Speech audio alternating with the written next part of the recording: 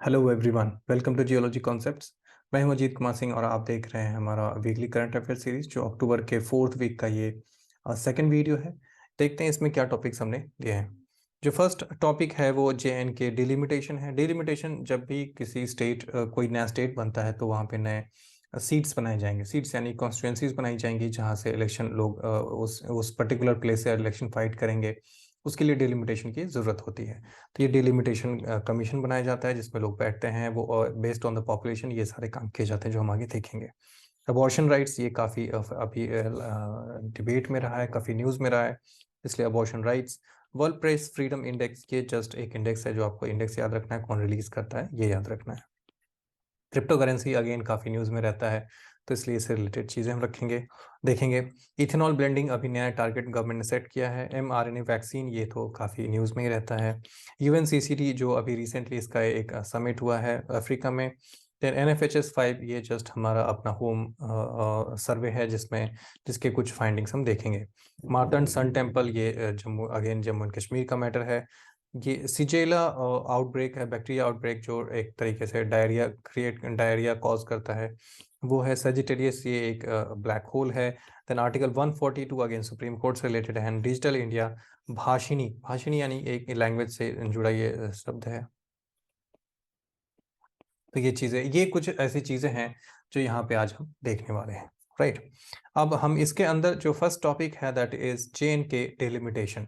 Delimitation के बारे में मैंने पहले बताया कि जब भी कोई नया स्टेट बनेगा, तो जैसे कि यहाँ पे JNK, Jammu and Kashmir reorganisation act 2019 जब आया, तो जो 5 सितंबर का दिन जो है वो मैं कभी भूल नहीं सकता। 5 सितंबर का जो दिन है वो, क्योंकि 5 सितंबर को ही आई वॉज लाइव जब मैं देख रहा था, तो ये I mean the parliament was live जब मैं देख रहा था, और वो न्यूज़ देख करके like it was like new thing for everyone, right. तो उस समय क्या, और ये काफ़ी पॉलिटिकली भी काफ़ी चार्ज्ड मैटर था, तो उसके वजह से भी काफ़ी इंटरेस्ट आ रहा था।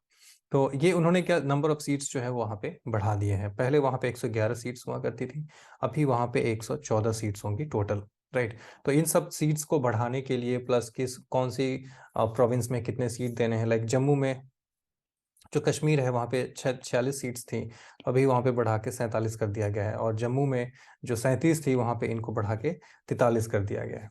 तो ये 90 तो यहीं से हो गए, प्लस 24 जो बचते हैं, वो जो हमारा POK का ये जो एरिया है, ठीक है ना, जो POK का एरिया है, वो एरिया जो है वो उसके लिए 24 सीट्स रखे गए हैं। यानी अगर कल को POK आ जाता है, अभी जो कल को अगर इलेक्शन होता है JNK में, तो वहाँ पे 90 सीट्स पे इलेक्शन होंगी, ठीक है ना।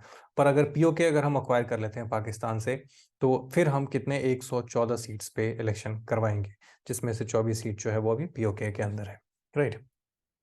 इस तरीके से, और फिर हमारा जो पार्लियामेंट में जो इलेक्शन है, जो अभी इलेक्शन होता है 545 सीट्स पे, वो बढ़ के 552 सीट्स पे चला जाएगा, राइट, जब POK हमारे पास आ जाएगा। तो इस तरीके से कुछ सीट्स हमारे कम है, क्योंकि हमने अपना जो लैंड है वो खो दिया है पाकिस्तान को, हमारे पाकिस्तान के कब्जे में है। तो आई होप कि वो लैंड भी एक दिन हमारे पास आ जाएगा, ठीक है। अब ये डिलिमिटेशन कमीशन जो है वो 6 मार्च 2020 को ये फाउंड किया गया था। और सबसे इम्पोर्टेंट बात यहाँ पे ये है कि ये जो भी जजमेंट देते हैं, जो भी फाइंडिंग्स होती है, उसको किसी भी कोर्ट में उसको चैलेंज नहीं किया जा सकता। That is full and final. आप उसको कोई उसको चैलेंज नहीं कर सकता। तो ये एक इम्पॉर्टेंट मैटर यहाँ पे है। इसके जो हेड हैं वो चीफ जस्टिस रंजना प्रकाश देसाई।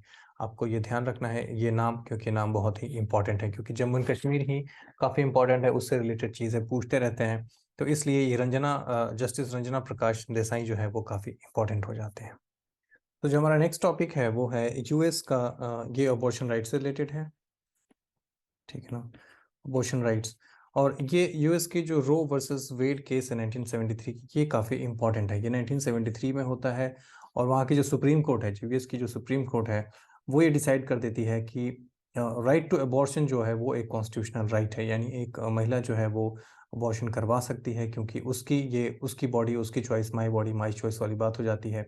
तो इसकी वजह से जो उनको एक अबॉर्शन कराने का राइट होना चाहिए। अब इसमें ये फाइट चलती रहती है, pro life and pro choice वाली। प्रो लाइफ वाले बोलते हैं कि नहीं, बच्चे को की अबॉर्शन नहीं करवानी चाहिए, क्योंकि वो भी एक लाइफ फॉर्म है, ठीक है ना। पर फिर वहाँ पे आ जाती है कि कितनी टाइम के बाद लाइफ उसमें बच्चे के अंदर लाइफ आती है, कितने टाइम के बाद, उस टाइम के बाद हमें अबॉर्शन नहीं करवाना चाहिए। पर जो उसके पहले का टाइम जो है, यानी लाइफ जब नहीं आती है, तब तक हम कह सकते हैं कि उसमें हम अबॉर्शन करवाया जा सकता है, राइट। तो इसमें ये इसी बीच में जो फाइट है वो इनकी चलती रहती है। इसी चीज़ को कहते हैं फीटल वायबिलिटी। इसका मतलब है कि उस टाइम के बाद जहाँ पे बच्चा जो है उसकी अपनी एक लाइफ हो जाती है, और उसको अगर बाहर निकाल लिया जाए ऑपरेट करके, तो वो सर्वाइव कर जाएगा। ये है उस टाइम, यानी कि time after which a foetus can survive outside the womb, ये फीटल वायबिलिटी है। तो इनका कहना है, कुछ लोगों का प्रो चॉइस वाले का, कि हमें जो है इतने टाइम तक, यानी कि इस टाइम तक 28 वीक्स तक जो है, वो जो अराउंड 7 मंथ्स का है, इस टाइम तक हमें अबॉर्शन कराने के टाइम मिलना चाहिए। और प्रो लाइफ वाले कहते हैं कि लाइफ तो उसके पहले ही स्टार्ट हो जाती है। जो करंट जो मेडिसिन है, जो जो डेवलपमेंट्स है मेडिसिन में, वो कहते हैं 23 to 24 वीक्स की ही बात करते हैं, क्योंकि उस इतनी इतनी जल्दी ही लाइफ स्टार्ट हो जाती है बच्चे में। तो ये यहाँ पे डिबेट चल रहा है। इसी इसी बीच में जो मिसिसिपी है, वहाँ की एक स्टेट, वो क्या 15 वीक्स के ऊपर जो जो अबॉर्शन राइट्स है वो बैन कर देती है। अब आपको पता होना चाहिए कि इंडिया में, जैसे पूरे कंट्री के अंदर जो है वो ऑलमोस्ट लॉ एक जैसे ही हैं, स्टेट्स के लॉ में ज़्यादा फर्क नहीं है। पर वहाँ के जो यूएस जो है, वहाँ के स्टेट अलग तरीके से काम करते हैं, और वहाँ पे लॉज भी अलग है, वहाँ पे उनकी जुडिशरी भी अलग है। तो मिसिसिपी वहाँ की एक स्टेट है जिसने वो बैन कर दिया है, 15 वीक से ऊपर की जितने भी अबॉर्शंस है उसको बैन कर दिया है। और इसी के वजह से जो काफ़ी डिबेट चल रही है कि क्या करना चाहिए। हम देखते हैं कि इंडिया का सीन क्या है। तो इंडिया में 1860 में जो अबॉर्शन जो है वो क्रिमिनल ऑफेंस था अंडर सेक्शन 312, ठीक है ना। पर ये इतना इम्पोर्टेंट मैटर नहीं है। इम्पोर्टेंट मैटर ये है कि हमने 1971 में एमटीपी एक्ट लाया, medical termination of pregnancy. Pregnancy actually एक ऐसा टर्म है जो महिला यानी विमेन राइट्स के फील्ड में एक बहुत बड़ा इम्पॉर्टेंट मैटर है। सी, जो पुराने समय से जो महिलाएं थी, वो घर से बाहर इसलिए नहीं निकल पाती थी, या फिर बाहर जाके ऐसे इसलिए नहीं रह पाती थी, या फिर अभी की महिलाएं इसलिए रह पा रही है बाहर जा कर के, लड़कियां स्पेशली काफ़ी टाइम तक, लाइक लेट 20s तक, लेट अर्ली 30s तक वो बाहर रहती हैं आसानी से। They have their own career, their job choice, free choice, और बहुत सारी बातें हैं। वो इसलिए हो पाता है क्योंकि we have a choice to to choose between pregnancy and non pregnancy। अभी मेथड्स बहुत सारे हैं, है ना, myriad of methods we have। तो इसकी वजह से क्या, उनको एक टाइम मिल जाता है लाइफ के लिए। पर पहले ये चीज़ें नहीं थी। पहले था कि if you have any intimate relationship, the result is pregnancy is inevitable. तो इसकी वजह से जो मूवमेंट्स आए विमेन राइट्स को लेकर के, वो हमेशा से इस बात को रही हैं कि हमें चॉइस मिलनी चाहिए, माई बॉडी माई चॉइस। तो ये प्रो चॉइस वाले हमेशा अबॉर्शन को सपोर्ट करते हैं, प्रो लाइफ वाले अबॉर्शन के अगेंस्ट जाते हैं, और ये फाइट हमेशा चलती रहती है, राइट। इंडिया में 1971 में प्रेगनेंसी को टर्मिनेट करने की राइट मिल जाती है। लॉ पास किया जाता है कि 20 वीक्स तक की जो प्रेगनेंसी है उसको टर्मिनेट कराई जा सकती है, राइट। ये 20 वीक्स तक की टाइम लिमिट होती है। अभी भी इंडिया में 20 वीक्स तक की टाइम है, लेकिन कुछ केसेस में 24 वीक्स तक की टाइम बढ़ाई जा सकती है, जहाँ पे special category of pregnant women, जिसमें रेप, इंसेस्ट सर्वाइवर्स, इंसेस्ट मतलब जो क्लोज रिलेटिव्स की वजह से प्रेगनेंसी हो जाती है, रेप सर्वाइवर्स, इनकी वजह से जो है वो जो एक्सेप्शंस है वो 24 वीक तक की है। पर कुछ ऐसे लिमिट केसेस हैं जिसमें नो लिमिट है, जैसे कि ऐसे बच्चा अगर सपोज डिफॉर्म्ड है, डिसेबल है, तो उसको अबॉर्ट करवाया जा सकता है, और उसके लिए we have like no limit, हम कभी भी उसके लिए अबॉर्ट करवा सकते हैं। लेकिन उसके लिए हमें परमिशन लेना पड़ेगा, क्योंकि कोई भी रजिस्टर्ड डॉक्टर जो है वो ये एक्ट जो है वो फॉलो नहीं करेगा। आई मीन ये काम नहीं करेगा, क्योंकि वो फिर उसके लाइसेंस को खतरा है, राइट। तो ये हमने देखा इंडिया में अबॉर्शन के cases. Then world press freedom index जो है 2022 का, वो 20th वर्ल्ड फ्रीडम एडिशन जो है वो आ चुका है। उसमें इंडिया की जो रैंक है 150 है, और जो ये रिलीज़ करता है वो है रिपोर्टर्स विदाउट बॉर्डर्स। और ये काफ़ी इंपॉर्टेंट रिपोर्ट होती है, जिससे वर्ल्ड के अंदर जो फ्रीडम ऑफ प्रेस है उससे वो हमारे को पता चलता है। इसमें इंडिया की रैंक 150 है आउट ऑफ 180 कंट्रीज़। कुछ हम अपने आसपास के या फिर टॉपर्स देख लेते हैं। टॉपर है नॉर्वे, जो फर्स्ट रैंक आता है इसका, डेनमार्क सेकंड पे है। पर हम देखते हैं रशिया को 155 दिया गया है, नॉर्थ कोरिया जो है वो बॉटम पे है, क्योंकि नॉर्थ कोरिया ऑब्वियसली एक और डिक्टेटरशिप है, राइट। उसके बाद इंडिया के नेबर्स देखते हैं, जैसे नेपाल ही है एक सिर्फ इंडिया में, यहाँ पे जो नेपाल एंड श्रीलंका जो इंडिया से ऊपर है, नेपाल एंड श्रीलंका। श्रीलंका में ऑलरेडी प्रेस फ्रीडम इतना ज़्यादा है कि वहाँ पे ऑलरेडी कू हो चुका है और उसकी सरकार गिर चुकी है। बाकी सारी कंट्रीज़ की जो रैंक है वो इंडिया से नीचे है, लाइक पाकिस्तान जो है 157 है, बांग्लादेश 162 है, चाइना जो है 175 है, एंड म्यांमार 176 है। तो ये कुछ रैंक्स थे जो हमने देखे इंडिया के नेबर्स के। आपको नेबर्स के एटलीस्ट ये पता होना चाहिए कि यहाँ पे श्रीलंका एंड नेपाल, इनके हम इंडिया से इनके रैंक ऊपर है, बाकी सबके इंडिया से रैंक नीचे हैं। और टॉपर जो है वो नॉर्वे है। रिपोर्टर्स विदाउट बॉर्डर्स जो है वो ये रिपोर्ट रिलीज करती है, राइट। और इंडिया की रैंक जो है वो 150 है। ये कुछ इंपॉर्टेंट फैक्ट्स यहाँ पे थे। उसके बाद क्रिप्टो करेंसी के बारे में सबको पता है, ये एक वर्चुअल करेंसी है।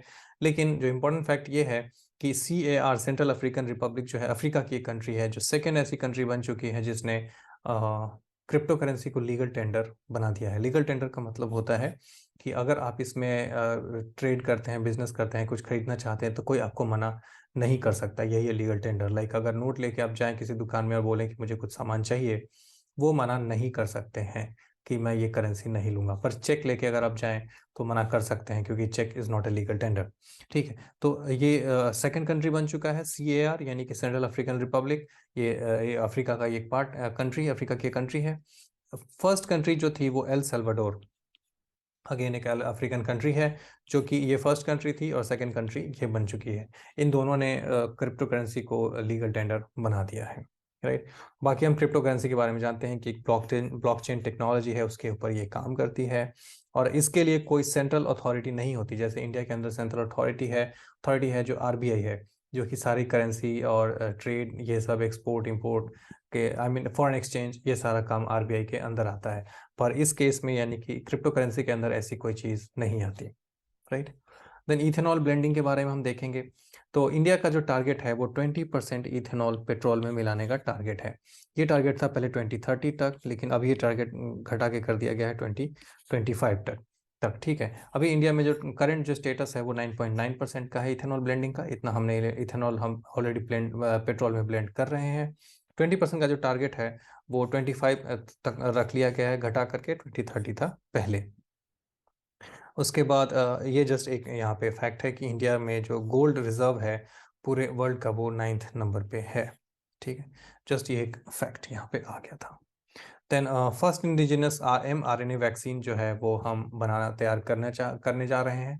अब इसकी वजह से हमें mRNA वैक्सीन के बारे में थोड़ा तो पता होना चाहिए, ठीक है ना। तो अब mRNA वैक्सीन है क्या? M से स्टैंड्स फॉर मैसेंजर, RNA जो है वो 3 टाइप। पहले हम RNA देख लेते हैं कितने टाइप के होते हैं। ये है RNA के 3 मेन टाइप्स के RNA हैं, जिसमें mRNA, rRNA and tRNA।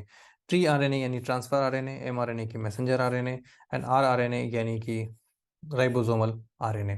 RNA का काम है प्रोटीन बनाना, उसके लिए मैसेंजर जो है वो मैसेज पहुंचाएगा DNA से लेकर के, क्योंकि DNA डिसाइड करता है कि कैसा प्रोटीन बनना है, क्योंकि DNA ही सब कुछ डिसाइड करता है हमारे बारे में। तो DNA मैसेज भेजेगा, mRNA उसको लेके जाएगा, tRNA को देगा, tRNA transpose I mean transfer RNA जो जो जाके प्रोटीन बनाएगा। और राइबोसोमल जो RNA है ये इस साइट पे ही प्रोटीन सिंथेसिस होती है, राइट। ये forms which are essential in protein synthesis, जो राइबोसोम ही है जहाँ पे सारे काम हो रहे हैं। यहाँ पे ट्रांसफर RNA जो है वो प्रोटीन बनाएगा, और mRNA जो है वो मैसेज पहुंचाएगा। तो जो मैसेज पहुंचाने का जो काम है वो काफ़ी इंपॉर्टेंट है। तो इसमें क्या mRNA वैक्सीन जो बना रहे हैं, यानी कि ये क्या करेंगे, अब कुछ ऐसी वैक्सीन बनाएंगे जो हमारी बॉडी के अंदर जाकर के ये मैसेज पहुंचाएंगे कि अंदर कोई वायरल ऐसी इंट्रूडर आ चुका है। तो बॉडी उसके लिए उसके अगेंस्ट अपना इम्यून सिस्टम बनाना स्टार्ट कर देगी अपने आप ही, ठीक है ना। तो इससे क्या हम बॉडी को इम्यूनिटी ट्रिगर करवा सकते हैं, और अगर बॉडी में कोई ऐसा ऑब्जेक्ट आ जाता है इंट्रूडर, तो उससे उसको किल किया जा सकता है। लेकिन इससे पहले जो हमारे पास जो मेथड्स थे वो ट्रेडिशनल मेथड थे, और ट्रेडिशनल मेथड में क्या होता है कि हम या तो बॉडी के अंदर कोई, जैसे चिकन पॉक्स का है सीन, तो उसके अंदर क्या हम बॉडी के अंदर जो लाइव बैक्टीरिया या फिर वायरस डालते हैं, लेकिन उसको थोड़ा सा कमज़ोर कर देते हैं ताकि वो अंदर जा कर के इन्फेक्ट ना करे। पर जैसे ही बॉडी के अंदर एक लाइव बैक्टीरिया जाएगा तो बॉडी उसके लिए इम्यून सिस्टम तैयार कर लेती है। तो फ्यूचर में अगर कोई ऐसा बैक्टीरिया आता है या फिर वायरस आता है बॉडी के अंदर, तो फिर हम उसको आसानी से बॉडी उसको आसानी से किल कर सकती है। ठीक है ना। तो ये तो इसका मेन जो है वो फंडा है, ऐसे इस तरीके से काम करता है। अब जो ये जो mRNA वैक्सीन है, ये हमारा काम करेगा ट्यूबरकुलोसिस के लिए, डेंगू फीवर के लिए, malaria, chikungunya, rare genetic disease and others, इन सब चीज़ों के लिए जो हमारा mRNA वैक्सीन है वो काम करेगा। फ़ायदा mRNA का ये है कि इसको हम आसानी से प्रोड्यूस कर सकते हैं, फास्ट प्रोडक्शन होती है इसकी। ठीक है ना। Training body to recognise and respond to the proteins produced by disease causing organism such as virus और बैक्टीरिया। ये जस्ट मैंने अभी बताया कि mRNA वैक्सीन जो है वो कैसे काम करता है और ये कैसे डिफरेंट है ट्रेडिशनल वैक्सीन से। ठीक है ना। ट्रेडिशनल वैक्सीन है वो इनएक्टिवेटेड डोजेस देती है हमारे को उसी डिजीज कॉजिंग बैक्टीरिया या फिर वायरस के, जिसके लिए फिर हमारी बॉडी के अंदर जो है वो इम्यून सिस्टम तैयार हो जाएगा। अब एडवांटेज क्या है कि ये काफ़ी इसकी एफिशिएंसी काफ़ी हाई होती है। सिंथेटिक यानी कि इसको आसानी से बनाया जा सकता है। इसके लिए हमें पहले उसको कह सकते हैं कि डीएक्टिवेट करने की, उस वायरस को लेकर के डीएक्टिवेट करना, फिर उसको कल्चर करना, ये सारा ड्रामा नहीं करना पड़ेगा।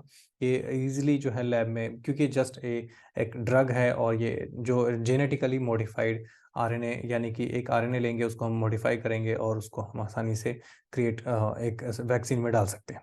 राइट। क्विकली मैन्युफैक्चर किया जा सकता है। मास वैक्सीनेशन के लिए ये काफ़ी सुटेबल है, मास वैक्सीनेशन के लिए। राइट। अब डिफरेंट टाइप्स ऑफ वैक्सीन जो है वो हम देख लेते हैं। जैसे जाइकोविड है, ये जाइडस कंपनी ने बनाया है और ये डीबीटी के साथ मिलकर, ये डीबीटी एक कंपनी है, इसके साथ मिलकर के एक जाइकोविड, ये मतलब ये जस्ट है कि वर्ल्ड में कौन से ऐसे वैक्सीन्स है जो काफ़ी फेमस है और उन्होंने वो क्या वैक्सीन्स हैं, वो कौन कौन से हैं। कोवैक्सीन हम जानते हैं कि इंडिया में बनाई गई है भारत बायोटेक एंड आईसीएमआर के साथ मिलकर के, और ये भी एक ट्रेडिशनल वैक्सीन है, ये mRNA वैक्सीन नहीं है, कोवैक्सीन। ठीक है।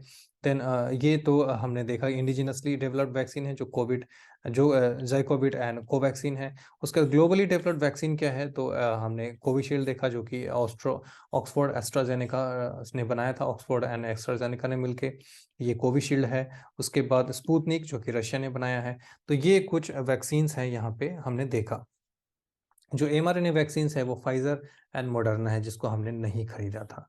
अब mRNA वैक्सीन हम बनाने तो जा रहे हैं, पर हमने देखा है कि mRNA वैक्सीन जो है, इसकी फाइजर के बारे में हमने बहुत सारे न्यूज़ सुने हैं कि फाइजर को खुद से भी पता था कि अगर वो वैक्सीन लोगों को दी जाती है तो लोगों का की जान जा सकती है, लेकिन फिर भी उसने अपने वैक्सीन को प्रमोट किया क्योंकि that is a part of business. ठीक है। तो ये फाइजर काफ़ी खतरनाक है और थैंकफुली हमारी कंट्री ने फाइजर नहीं खरीदा। सेम वे मॉडर्ना भी इतनी इफिशियंसी इसकी नहीं है। तो ये हम देख सकते हैं कि हमने काफ़ी, गवर्नमेंट की पॉलिसी ने यहाँ पे काफ़ी लोगों की जानें बचाई है। पर फाइजर को सपोर्ट करने वाले यहाँ पे चेतन भगत को बहुत ज़्यादा ट्रोल किया जाता है यहाँ पे, क्योंकि चेतन भगत फाइजर को काफ़ी प्रमोट कर रहे थे, क्योंकि ऑब्वियसली ये तो मार्केटिंग स्ट्रेटजी है। वो जो जो मार्केटिंग जो जो कंपनीज होती हैं, वो लोगों को जो इंटेलेक्चुअल माने जाते हैं उनको पकड़ पकड़ के उनको पैसे देती है कि तुम हमारे बारे में बोलो, ताकि लोग, और पॉलिसी फॉर्मुलेशन में, क्योंकि वो न्यूज़पेपर में ऑपिड भी लिखते हैं चेतन भगत, तो ऑब्वियसली उनको ऐसे पैसे मिलते हैं और वो काम करते हैं ये लोग। ठीक है। Now now the thing is कि जो वायरल वेक्टर है वो हमारे पास AstraZeneca, Oxford, Covishield, Johnson and Sputnik, ये सारे वायरल वेक्टर है। एंड इनएक्टिवेटेड वैक्सीन कोवैक्सीन है, जो कि हमने इंडिया में बनाया है, जो कि इनएक्टिवेटेड वैक्सीन है, यानी कि उस वायरस को लेकर के उसको इनएक्टिवेट करके बॉडी में डालना, ये हमने बनाया है कोवैक्सीन। ये डेटा बहुत ही इंपॉर्टेंट है आपको, क्योंकि इस पे क्वेश्चन पहले भी आ चुके हैं, तो आगे भी आने के चांसेस हैं, इसलिए इसको ध्यान रखना है। The next topic is UNCCD conference of parties. हमने COP26 के बारे में भी लास्ट वीडियो में देखा था, लास्ट क्लासेस में भी देखा है हमने कि वो भी एक कॉप है, कॉन्फ्रेंस ऑफ पार्टी, पर वो करवाती है UNFCCC। ये क्लाइमेट चेंज के लिए है। एक पार्टी होती है कॉन्फ्रेंस ऑफ पार्टीज जो UNCCD करवाती है। D stands for desertification. Desertification को फाइट करने के लिए ये बनाती है, और इसकी कॉन्फ्रेंस ऑफ पार्टीज अलग चल रही है। ये COP15 हुआ है, जो कि वेस्टर्न अफ्रीका के कॉट डिवॉयर एक कंट्री है जहाँ पे ये मीटिंग हुई है COP15, ठीक है ना। ये डेजर्टिफिकेशन को रोकने का इनका जो एम है वो डेजर्टिफिकेशन को रोकना है, राइट। इनका जो थीम है वो land life legacy from scarcities to prosperity, ये इनका थीम है। तो आपको बस इतना याद रखना है कि ये कॉन्फ्रेंस कहाँ पे हुई थी, COP15। CCD क्या काम करती है, ये भी again UN stands for United nation, और कॉन्फ्रेंस फॉर कॉम्बैटिंग डेजर्टिफिकेशन ये इसका फुल फॉर्म है एक्चुअली। तो ये इस तरीके से काम करती है कि डिजर्टिफिकेशन जो है अराउंड द वर्ल्ड उसको कम किया जा सके। उसमें डिजर्टिफिकेशन के रीज़न क्या होते हैं कि लैंड यूज़ को प्रॉपर तरीके से यूज़ किया जाए, उसको जंगलों को काटा ना जाए, ताकि जो जो सॉइल लॉस है, यानी जो वेदरिंग होती है, या फिर इस तरीके से जो सॉइल के जो अपर लेयर का जो लॉस है उसको कम किया जा सके, अदरवाइज डिजर्टिफिकेशन बढ़ेगी, राइट। तो इस तरीके से और पेड़ यदि अधिक से अधिक लगाए जाए, या फिर जहाँ पे ऑलरेडी डेजर्ट है तो उसके आसपास पेड़ों को लगाया जाए, ताकि वो जो डेजर्ट है वो और आसपास के एरिया में ना फैले। तो इस तरीके से, और इसका थीम जो है वो लैंड लाइफ एंड लेगेसी की इसकी थीम है। तो ये चीज़ें आपको ध्यान रखनी है। देन NFHS 5 जो ये यहाँ पे नेशनल फैमिली हेल्थ सर्वे, ये एक सर्वे है जो कि मिनिस्ट्री ऑफ होम अफेयर्स करवाती है इसको। होम एंड फैमिली वेलफेयर्स ये मिनिस्ट्री जो है वो करवाती है। इसके कुछ टॉपिक्स है, जैसे पॉपुलेशन है, हेल्थ है, फैमिली वेलफेयर, ये सब इसके टॉपिक्स है जहाँ पे ये सर्वे करवाती है। अब इसका जो सबसे इम्पोर्टेंट जो डेटा है वो ये है कि इंडिया की जो टोटल फर्टिलिटी रेट है, TFR, वो 2.2 से घट के 2.0 पहुंच चुकी है, ठीक है। और 2.1 का जो फर्टिलिटी रेट है इसको माना जाता है replacement level rate. Replacement replacement level rate का मतलब है कि अगर इस लेवल से अगर बच्चे पैदा हो तो इसमें क्या है कि रिप्लेसमेंट होती रहेगी, यानी पॉपुलेशन ना तो घटेगी ना बढ़ेगी, और सेम पॉपुलेशन कांस्टेंट रहेगी ऑलमोस्ट। 2.1 से अगर कम है यानी 2.0 हो गया है, यानी इसके मतलब है कि हमारी पॉपुलेशन धीरे धीरे घटेगी। इससे 2.21 से अगर ज़्यादा है इसका मतलब पॉपुलेशन आपकी धीरे धीरे बढ़ेगी, ठीक है। तो ये है हमारे इसका हाईलाइट। इसमें हम देखते हैं कि 2.1 से ज़्यादा जो रिप्लेसमेंट लेवल जो फर्टिलिटी रेट है, उससे ज़्यादा जो फर्टिलिटी रेट है वो 5 ऐसे स्टेट्स है, like Bihar, Meghalaya, Uttar Pradesh and Jharkhand and Manipur. ये ऐसे 5 स्टेट है जहाँ पे फर्टिलिटी रेट काफ़ी ज़्यादा है। कुछ ऐसे स्टेट्स है जहाँ पे फर्टिलिटी रेट जो है वो काफ़ी कम है, लाइक सॉरी कुछ कम है जिसमें से एक बार, हाँ ये सही, Bihar, Meghalaya, Uttar Pradesh and Jharkhand, Manipur. Highest and lowest fertility rate, अच्छा बिहार के पास हाईएस्ट फर्टिलिटी रेट है एंड मेघालय के पास लोएस्ट फर्टिलिटी रेट है, ठीक है ना। ये यानी पूरी इंडिया में बिहार जो है वो सबसे ज़्यादा फर्टिलिटी है एंड मेघालय के पास सबसे कम फर्टिलिटी है, राइट। तो इस तरीके से हमने ये कुछ चीज़ें ऐसी देखी। Then sorry, oh no, I am sorry, यहाँ पे बिहार एंड मेघालय के पास सबसे ज़्यादा फर्टिलिटी है पूरी इंडिया में, एंड जो सबसे कम है वो सिक्किम एंड अंडमान के पास है, राइट। यहाँ पे बिहार एंड मेघालय के पास मेघालय एंड बिहार में सबसे ज़्यादा फर्टिलिटी रेट है, एंड सिक्किम एंड अंडमान में सबसे कम है। मुस्लिम्स में शार्पेस्ट डिक्लाइन देखा गया है फर्टिलिटी रेट का, यानी इनमें फर्टिलिटी रेट जो है वो काफ़ी तेज़ी से घटती हुई दिख रही है। Ministry of family and health and family welfare जो है वो ये सर्वे करवाती है। ये हम देख सकते हैं कि कैसे जो टोटल है वो 3.4 था NFHS 1 जब हुआ था, तो NFHS 5 आते आते ये 2.0 पहुंच चुका है, राइट। उसके बाद मार्तंड सन टेम्पल है, तो ये क्या जम्मू एंड कश्मीर में है। अब ये सन टेम्पल अभी काफ़ी न्यूज़ में था, क्योंकि वहाँ के जो लेफ्टिनेंट गवर्नर है उन्होंने जा कर के वहाँ पे विजिट किया था। ये 8th सेंचुरी की मार्तंड सन टेम्पल है। सन टेम्पल से पता ही चल रहा है कि ये सन गॉड को डेडिकेटेड टेम्पल है, और ये 8th सेंचुरी में बनाया गया था। किसने बनाया था, तो ललितादित्य जो किंगडम है उसके किंग ने बनाया था, करकोटा डायनेस्टी के किंग ने बनाया था। ललितादित्य मुक्तापिला, ये इनका नाम है। तो करकोटा डायनेस्टी, ललितादित्य, मुक्तापिड़ा, ये दो नाम जो है आपको याद रखने हैं, ठीक है ना। उसके बाद ये उसका मार्तंड सन टेम्पल का और भी एक नाम है, पांडव लाइडान। ठीक है, ये भी एक नाम है इसका जो आपको ध्यान रखना है। और करकोटा डायनेस्टी ने ये उस डायनेस्टी के थे ललितादित्य, वहाँ पे एक ललितादित्य किंग थे जिन्होंने बहुत बड़ा एरिया कवर किया है, लाइक पंजाब, जम्मू एंड कश्मीर, उसके बाद अफगानिस्तान, पाकिस्तान, ये सारा एरिया जो इन्होंने रूल किया है, राइट, ये ललितादित्य हैं जो इन्होंने इतना बड़ा एरिया रूल किया। लेकिन 8th सेंचुरी में आकर के ये जो सिकंदर शाह मीरी है, ये इसको बाद में डिस्ट्रॉय करेगा, राइट। तो इस तरीके से हमने देखा कि बाद में जो है ये फिर डिस्ट्रॉय कर दिया जाता है सिकंदर शाह मीरी के द्वारा, राइट। उसका दुर्लभ वर्धन जो है वो करकोटा डायनेस्टी के फाउंडर है, ठीक है। उसके बाद राइट, तो ये सारे कुछ हमने देखा मार्तन सन टेम्पल के बारे में। नाउ नेक्स्ट देखते हैं शिगेला बैक्टीरिया आउटब्रेक। अब ये क्या है? शिगेला बैक्टीरिया आउटब्रेक है, ये केरला में हुआ है, कासरगोड डिस्ट्रिक्ट इन केरला। अब इसमें क्या, ये एक डायरिया टाइप की चीज़ है जिसमें पहले जो है वो डायरिया जो है रोटा वायरस की वजह से होती है। यानी पूरे वर्ल्ड में जो डायरिया सबसे ज़्यादा किसी बैक्टीरिया की वजह से होती है, that is rota virus. Rota virus actually virus है, नॉट बैक्टीरिया। इस वायरस की वजह से डायरिया हो रहा है। और जो सेकेंड है वो है हमारे पास शिगेला बैक्टीरिया, ठीक है। तो इसकी वजह से जो फिर ये भी डायरिया ही कॉज करेगा और इसकी वजह से बहुत सारे बच्चों की जान भी जाती है। तो ये शिगोला जो है वो शिगेलोसिस जिसको अगर इन्फेक्शन हो जाए उसको कहते हैं। और इसके लिए कोई वैक्सीन भी अवेलेबल नहीं है। पर रोटा वायरस के लिए हमारे पास वैक्सीन वैक्सीन है, पर जिसमें ड्रॉप्स के मेथड से बच्चे के मुंह में उसको डाल के पिलाया जाता है, बच्चा उसे ठीक हो जाता है या बच जाता है, आगे चल के फिर वो डायरिया नहीं होगा।